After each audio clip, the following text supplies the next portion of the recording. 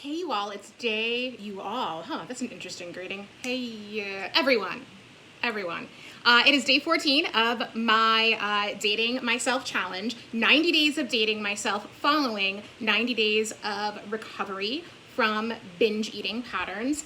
And I am so excited to share this video with all of you because the dating myself action I did for today ended up having like a pretty powerful impact on me. And it's only halfway done. So let me explain. Today's dating myself activity was to wake up in the morning and go to bed at night acknowledging all of the things that I love about myself. And the reason why I included this in a dating myself challenge, is because one of the needs I recognized having of, intimate partners, particularly people, who, I've been in or go in intimate relationships with and long-term committed relationships, is the sense of like waking up in the morning and going to bed at night, just like feeling loved and like seeing your lover and snuggling, and even if they're not waking up or going to bed at the same time as you, just waking up and going to bed knowing that. So I put on my dating challenge that for at least one day, I am going to wake up and go into bed telling myself what I love about myself. So I woke up this morning, I pick these, I wrote all of these challenges down and I picked them down randomly. And when I picked this challenge for today, I said, got up, fed the kitty, and started thinking, what do I love about myself? And I realized that I had never asked myself that question. It's so funny, like we spend sometimes day after day, like pushing ourselves, criticizing ourselves, reminding ourselves about the aspects and qualities about ourselves and our lives that need to be better. But like, how rare is it that we like take the time to sit down and really be with ourselves and be like, I love this about myself. So I'm thinking as I'm getting things together in the morning, I'm like, what do I love about myself? There's got to be something, but it's just like not in the conscious part of my brain. So I sat down and I started making a list. And here's my list of things that I love about myself.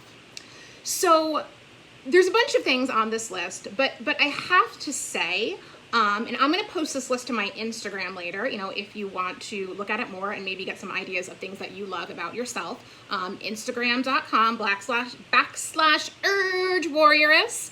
But the one I really wanted to highlight for today's discussion is this one, right? Imperfect. That's the one I really want to highlight, because in order to truly love somebody, including yourself, you have to love your imperfections too. Because otherwise, something is going to be, the love is going to be conditional, right? Like I will love myself if I exhibit all of these things, if I succeed in X way or Y way.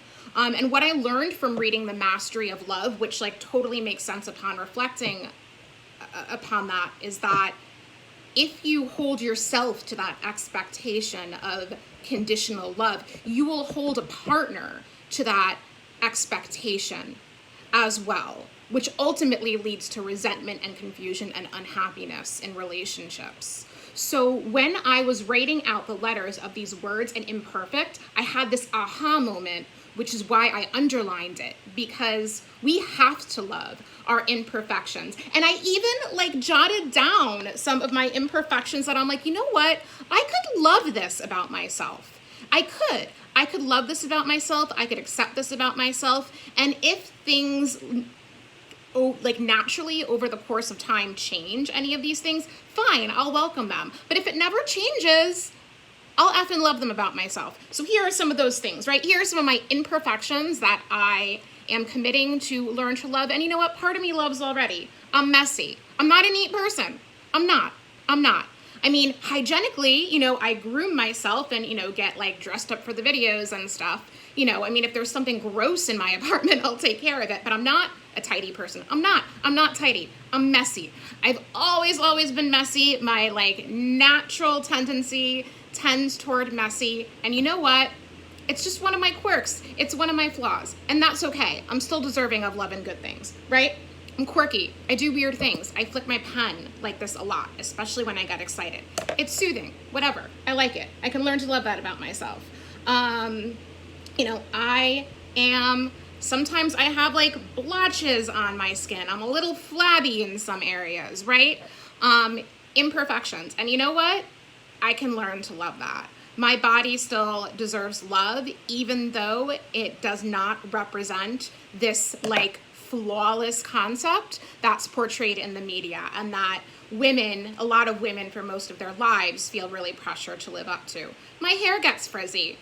I'm hairy. I got eyebrows, arms. I used to get teased about my body hair like all the time in school, and it became really traumatic for me. But you know what? It's who I am, I'll clean up what I can, and whatever's left over, you know what? My body is imperfect, and you know what? That's cool. I can still love it. I can still care about my body, and I still deserve love and affection, even though my body's not perfect, right? I'm clumsy. I am not graceful. I drop things. I'm terrible with my hands. I can't fix diddly squat. I recently learned how to remove the light fixture and change a light bulb, and I was like, holy cow, I can't believe I did that. Like, that's how bad I am with hands-on things. And overall, I would give myself a B- in adulting, right?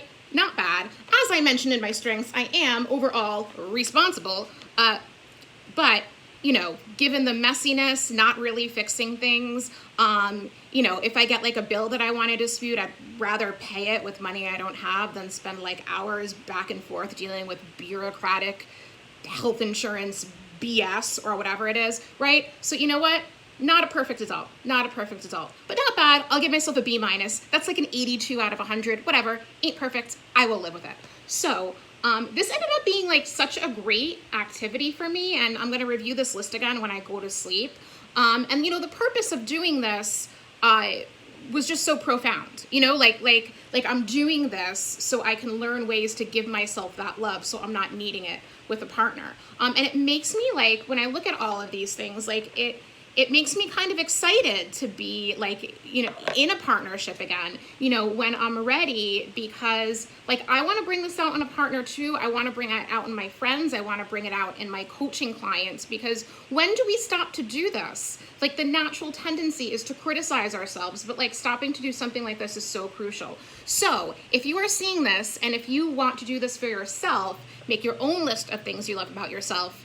Look at it in the morning, and when you go to bed, please do it. Share me your list.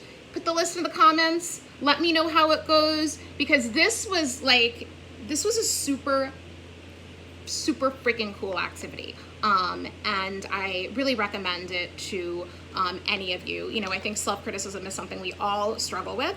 And I think self-love is something we all struggle with, because so many of us, depend on receiving that love from other people and other things or other activities. So dudes and dudettes, go for it. Go for it with this list, and let me know how it goes. And I look forward to touching base with all of you for day 15. Sending love and peace to you all today. I will talk to you soon.